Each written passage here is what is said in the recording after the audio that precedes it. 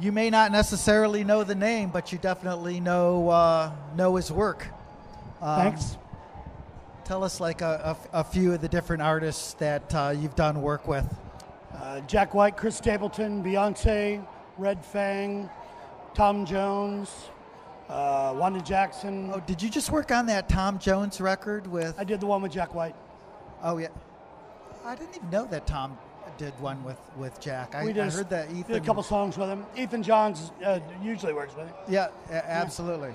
So, but Vance, you're here representing Universal Audio. Universal Audio, and I found that sort of interesting because when you think of Universal Audio, you think of sort of digital stuff, and you don't necessarily think of digital when you think of working with Jack White.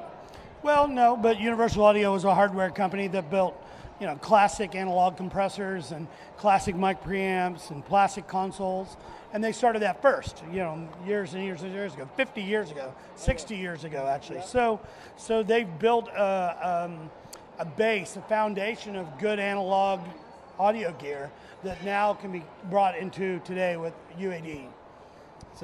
So what is the? I saw a couple of the demos. I stopped by the UA booth and saw a couple of the demos. What has you excited this year? Well, everything that they're doing. I mean, they've got a lot of good stuff going on with the Apollo, and you can now the relatively average people can spend a relatively small amount of money and have an entire recording studio in their laptop. That's sometimes a good thing, and sometimes not such a good thing. But it does put the power to make music in the hands of most everybody. And it sounds great. Cool.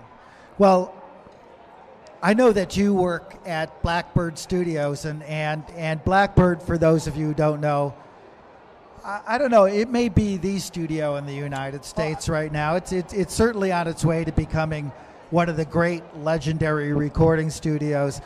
Can you tell us a little bit about what makes that studio so special? I worked there from 2002 until 2010 as a chief engineer, and now I work there often as an independent engineer on my own and producer. Well, the studio has a no compromise attitude. In other words, oh, we don't have this microphone, boom, we buy one. Oh, we don't have these pieces of gear, we buy them. And that's kind of the deal. It's just a no holds barred recording experience. It's very nice. I have my own studio called Sputnik Sound now. Okay, that cool. I share with my partner Mitch Dane, and I've had it. We've been together for 12 years. So while working at Blackbird, I have my own studio also. Nice. So did you build that from scratch? We did build this new one from scratch 2.5 years ago. Yes. And what are the sort of outstanding features that you would say of your studio? We have two rooms. He has a Neve 8014, which is a classic Neve Class A console. I have an SSL 6000, highly modified. It's just, we have our own tracking rooms. We have our own thing. We can have different records going on at once, but yet we're all kind of together. And in one room and in a partnership together, we share gear, we share instruments. What is the one piece of gear that you find is the most essential to your job? Your ears. Outside of yours, because I can't buy your ears. Your heart. I can't buy your heart either. What's the one? I mean, really, the reality is good microphones. Yep. Good speakers. Yep. These are the transducers that take music out of the air and turn it into electricity, and then turn electricity back into music in the air. If you have great speakers and you have great microphones, a lot of the stuff in the middle is just shaping that transceived sound. So great microphones, great mic preamps, great speakers, that whole chain.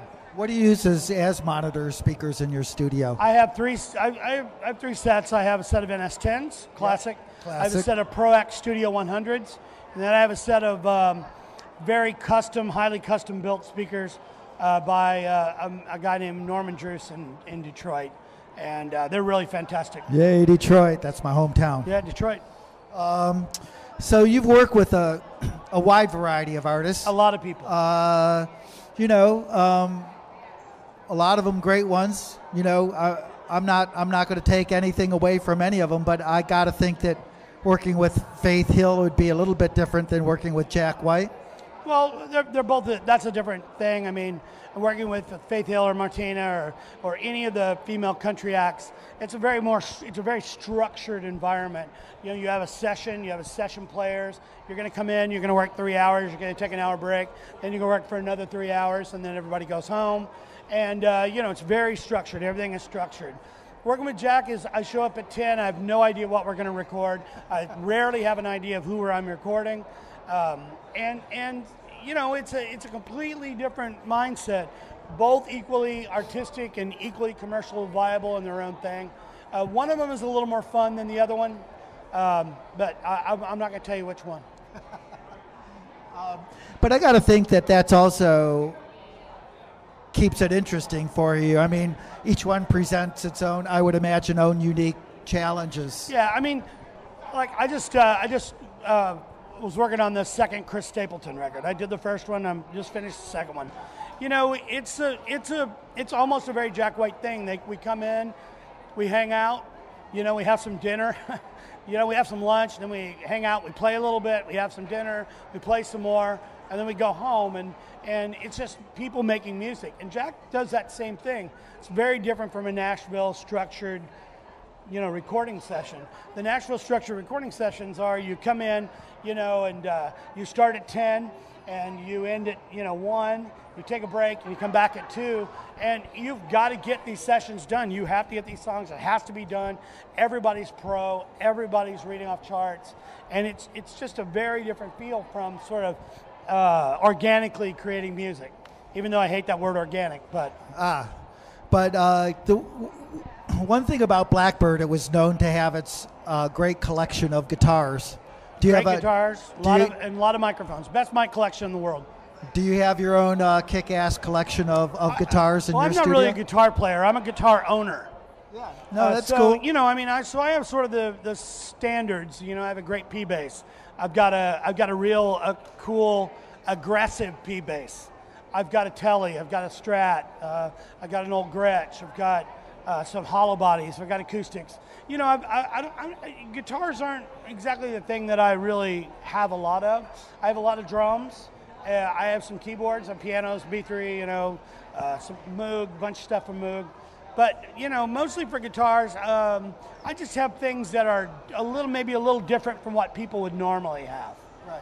You know, and like cymbals, like I don't have good cymbals. All my cymbals are broken. All of them are terrible. That's fine. Everybody has good cymbals. I have all the broken ones. Yeah. You know, I have all the ones that make clanging and bashing and, you know, things that people don't have. So There's probably plenty of guitars in Nashville. yeah, guitars. You don't need to have any extra ones. Really not a problem. You can call up Gruen if you need to or whatever. Yeah, Carter Vintage or Gruen, either one. Carter Vintage guys are really nice. I could probably borrow anything I wanted, more or less. So. Awesome. So are you working? Are you working on any cool new projects? Anything coming up? Well, like I said, I just finished Chris Stapleton and the second Chris Stapleton record, and there's nobody bigger on the planet right now. Oh my God, really he's fantastic. burning it up. I'm getting ready to do a band from down in San Diego, starting on Monday.